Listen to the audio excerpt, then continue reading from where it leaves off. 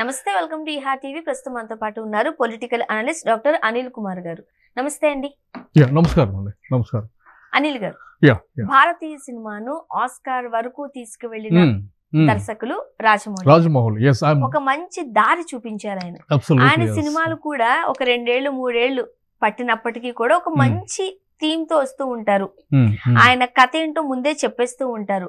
And మరీ ముఖ్యంగా ఆయన మార్కెటింగ్ స్ట్రాటజీ అసలు ఇప్పటివరకు ఎవరికి అంత చిక్కట్లేదు.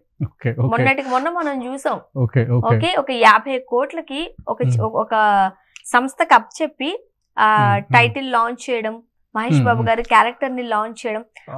I'm following it and comments on I am completely for Rajamouli.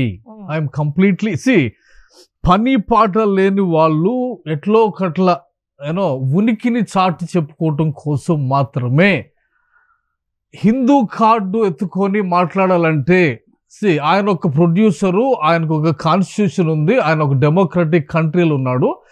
ఆయన 100% ఆయన అనుకున్న చెప్పేదానికి ఆయనకు స్వేచ్ఛ ఉంది. ఇక్కడ ఎవరి మనోభావాలు గాయపరచబడటానికి అవకాశం లేదు. కొంతమందికి ఊరికనే గాయపరచబడతాయి. ఇప్పుడు నేను అదే చెప్తాను, ఆయన తీసే సినిమాలలో ఎక్కడో ఒక చోట ఒక దేవుడు కనిపిస్తూ ఉంటాడు. తీసుకునే ఆయన కథలు నడుస్తూ తీయకూడదు అంటారా? అలా తీస్తూ ఉంటూ నేను దేవుణ్ణి నమ్మను, హనుమంతుడు, ఇలాగా కొన్ని పేర్లు పెట్టి ఆయన మాట్లాడడం హిందువుల మనోభావాలు entertainment. Movie is different segment. అది రిలీజియన్ కి సంబంధించింది కాదు. నీకు రిలీజియన్ కావాలంటే నువ్వు గుడికి వెళ్ళాలి. మూవీ అనే దానికి ఒక పరిధి ఉంటుంది, దానికి ఒక సెన్సార్ బోర్డు ఉంటుంది. అది ఎంటర్టైన్మెంట్ కి సంబంధించింది. అది సో వాళ్ళకి ఆ ఫ్రీడమ్ ఉంటుంది. మూవీలో ఏముంచవచ్చు ఏముంచకూడదు దాన్ని చూసుకోవడానికి సెన్సార్ బోర్డు ఉంది.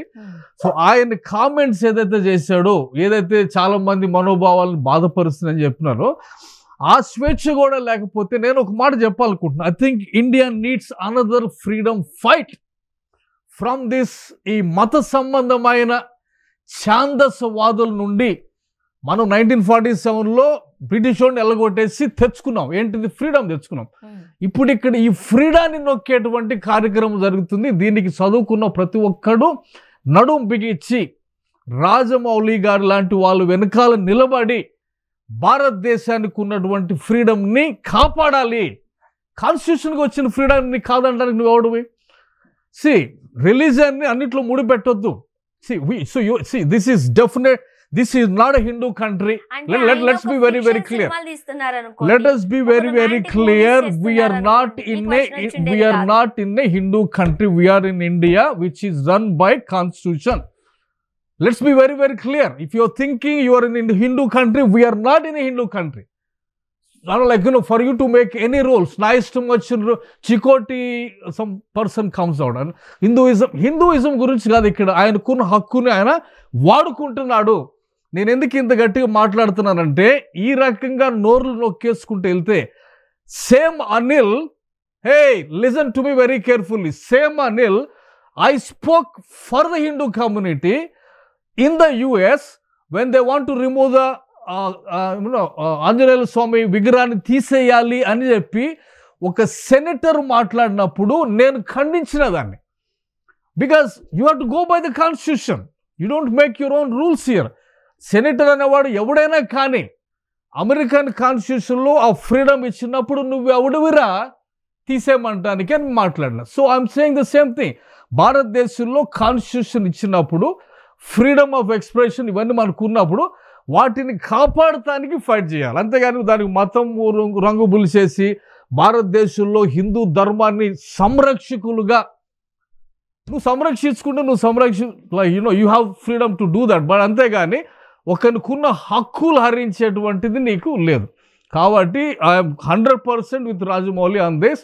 I'm 100% with the constitution. Because ఆ రకంగా మనము మనుషులు నోరు నొక్కేస్తే, స్వేచ్ఛను హరిస్తే భారతదేశం అభివృద్ధి చెందదు. అందరూ మాట్లాడాలి, అందరూ వాళ్ళకున్న అవి ఏమంటారు భావోద్రేకాలను ఎక్స్ప్రెస్ చేయాలి. చేసినప్పుడే దేశం అభివృద్ధి చెంది. So you are fighting against the country ఎప్పుడైతే దేశానికి వ్యతిరేకంగా నువ్వు ఫైట్ చేస్తున్నావు కాబట్టి నోరు లొక్కేసి కార్యక్రమం డెఫినెట్గా నీకు వ్యతిరేకంగా నేను పనిచేస్తాను. ఇప్పుడు నాకు ఒక వాక్ స్వాతంత్రం ఉంది, స్వేచ్ఛ ఉంది మాట్లాడడానికి, నేను మాట్లాడతా. ఎలా మాట్లాడతాను? నా పరిధి వరకు మాత్రమే మాట్లాడుకునే స్వేచ్ఛ ఉంది. కానీ నేను మిమ్మల్ని కించపరుస్తూ మీరు ఇబ్బంది పడేలాగా మీ నమ్మకాలను అవమానపరిచేలాగా అయితే నాకు లేదు కదా. కాన్స్టిట్యూషన్ పరంగా నీ ఒపీనియన్ ఎక్స్ప్రెస్ చేయొచ్చు, నా ఒపీనియన్, నీ ఇంటర్ప్రిటేషన్ ఇవ్వచ్చు. మీ నమ్మకాన్ని నేను అగౌరవపరచడానికి సంబంధించి కాదు, నీ ఇంటర్ప్రిటేషన్ నువ్వు చెప్పొచ్చు. నువ్వేమనుకుంటున్నావో నీ ఇంటర్ప్రిటేషన్ చెప్పుకునే హక్కు నీకుంది. అది అది అది హరించే హక్కు ఎవరికి లేదు. అది you have to read the articles, ఇవన్నీ చదవాలా. చదివినప్పుడు కాన్స్టిట్యూషన్లో ఉన్నటువంటి విషయాలు తెలుస్తాయి. ఆ ఫ్రీడమ్ని యూనో బంధించాలని చూసినప్పుడు that is why I'm saying we need other freedom fight within the country. ఇట్లాంటి ఛాందసత్వాన్ని వెళ్ళగొట్టేటువంటి మరో స్వాతంత్ర సమరం మాత్రం ఖచ్చితంగా భారతదేశం రావాలా. వచ్చినప్పుడే భారతదేశము వికసిత్ భారత్ అంటున్నారు కదా, వికసిత్ భారత్ కావాలి అంటే రాజమౌళి లాంటి వాళ్ళని మాట్లాడిన వాళ్ళ ఆమె లైక్ యూనో ఎంతకాలం మూవీ ఇండస్ట్రీలో ఉన్న వాళ్ళు కూడా వాళ్ళకున్న ఒపీనియన్ మాట్లాడాలి. ఆమె like you compare that with Hollywood. వాళ్ళు ఏమంటారు, ఈ కాంట్రవర్షియల్ మూవీస్ చేస్తారు. Like go little further, in America somebody made movie on Jesus. I mean, what do you call that? ఒక అడుగు ఇంకా ముందుకెళ్ళి ఏది 70% పాపులేషన్లో క్రిస్టియన్స్గా ఉన్న అమెరికా దేశంలో వాళ్ళ ఆరాధ్య దైవమైన యేసు ప్రభు పెళ్లి చేసుకున్నాడు అని చెప్పి వాడు చెప్పాల్సింది చెప్పాడు. And that became a bumper hit అయింది. నువ్వు పిరికి వాళ్ళు అయితే అది చూడటానికి కూడా భయపడతావు. ఎడ్యుకేషన్ అనేది ఏంటంటే వినగలగటం, ఏదొచ్చినా వినగలగటం, ఫైనల్ డెసిషన్ నువ్వు తీసుకోగలరు.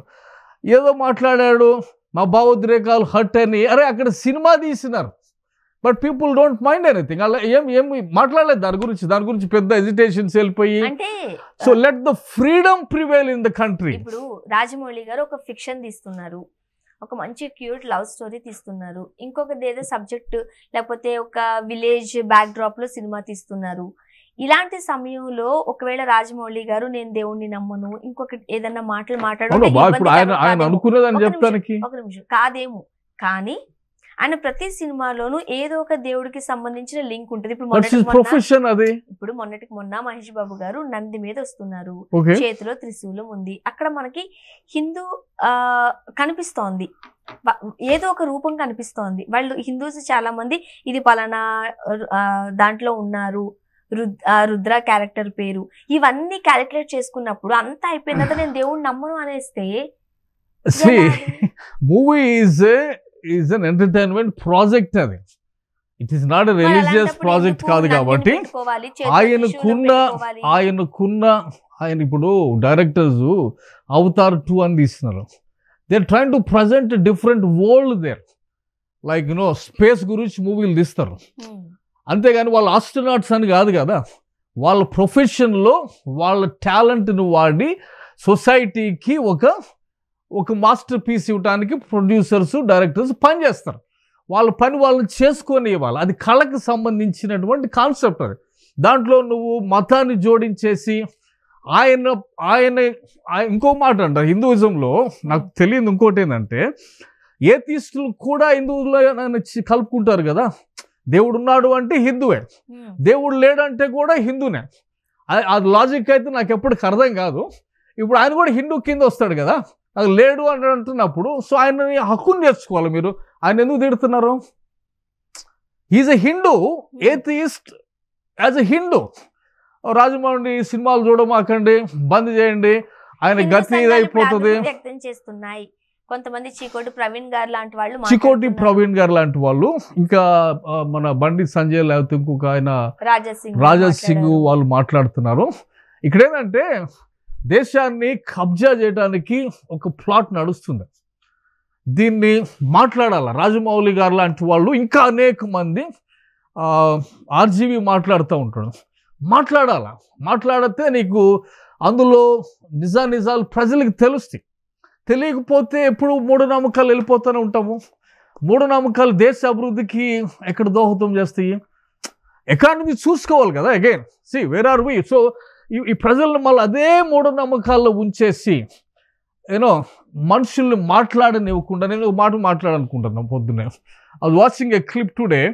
ఒక పాండ్లో చాలా లైక్ పాములు, కార్తీక పౌర్ణిమ అంట, చాలా పాములు వెళ్తూ ఉంటే ఓకే దేవుడు దర్శించుకోవడానికి పాములు వస్తున్నాయి అంటున్నారు. అసలు అరే కమాన్ నవ్వు like okay I don't know. జనాలు సెంటిమెంట్లు హర్ట్ చేసేది కాదు, కానీ మనం నిజాలని మనం మాట్లాడాలి. మన పూర్వీకులు ఎటువంటి అమాయకత్తులు ఉన్నారో అదే అమాయకత్తుల్లో భారతీయులు నిలబడి ఉన్నారు. కాబట్టి చైనా వెళ్ళిపోయింది ఎకానమీలో, కాబట్టి జపాన్ వెళ్ళిపోయింది ఎకానమీలో, కాబట్టి అమెరికా అందనంత దూరం వెళ్ళిపోయింది. మనం వికసిత భారత్ అంటున్నాం, బట్ ఇదే మూఢనమ్మకాలు కావాలంటున్నాం. మాట్లాడే వాళ్ళు మాట్లాడొద్దు అంటున్నాం. నువ్వెవడు మాట్లాడిపోవడం వద్దంటానికి. సో ఆ స్వేచ్ఛని హరించొద్దు కాదు. ఇప్పుడు రాజమౌళి గారిని మించిన ఈ మార్కెటింగ్ స్ట్రాటజీ ఇంకెవరూ చేయలేదేమో. 2027లో రిలీజ్ ఉంటే ఆయన ఎప్పటి నుంచి మొదలు పెట్టారు. అటెన్షన్ కోసము, లేకపోతే అసలు సినిమాకి సంబంధించిన ఒక ఇంట్రెస్ట్ ని గ్రాప్ చేయడం కోసము రాజమౌళి గారు ఇలాంటి వ్యాఖ్యలు చేసి ఇప్పుడు గమ్మునున్నారు అనుకోవాలా? That's fine. As far as the constitution లో అన్నంత వరకు, రాజ్యాంగబద్ధంగా ఆయన మాట్లాడినంత వరకు, రైట్, ఆయన మీద కేసులు కూడా పడ్డట్టుంది. Let him go and appear. ఆయన గొంతు ఆయన మాట్లాడినివ్వనండి, ఆయన డెఫినెట్ గా. బట్ అది హరించాలని ప్రయత్నం చేస్తుంటే నేను అంటుంది ఏంటంటే, వాళ్ళు ఎంతగా హరించాలనుకుంటారో అంత బలంగా మాట్లాడండి, ధైర్యం చేసుకొని అంత గట్టిగా మాట్లాడండి. ఎందుకంటే భారతదేశాన్ని నువ్వు ప్రేమిస్తే నువ్వు మాట్లాడతావు అంతే. నువ్వు భయపడి నోరు మూసుకున్నావంటే you are a dummy, period. Thank you అండి. Thank you so much.